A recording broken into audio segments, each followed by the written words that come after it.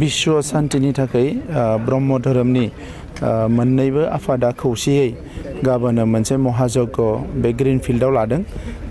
आङो आंनि फारसेनिफ्राय हामलायनाय बावदों जे जि मोनसे महत उद्देश्य लानानै गिदिरथार थांखि लानानै गोथार थांखि लानानै बिथांमोना बे हाबाफारिखौ लादों बे जाफुंसार महर मोनथों।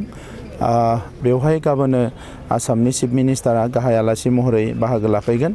दा बे हिसाबै आं मिजिंथिदों गिबि खेबनि थाखाय बे जारिमिनारि जि मोनसे इनिशिएटिभ बियो जोबोद साक्सेसफुल जागोन आरो जोंनि माहारिनि गेजेराव गोजोन खौसेथि लाबोनायजों लोगोसे बिटिआर ओनसोल आरो मुलुगाव गोजोन थासारि लाबोनायाव बियो जथेस्थ बिहोमा होगोन होननानै आं मिजिंथिदों।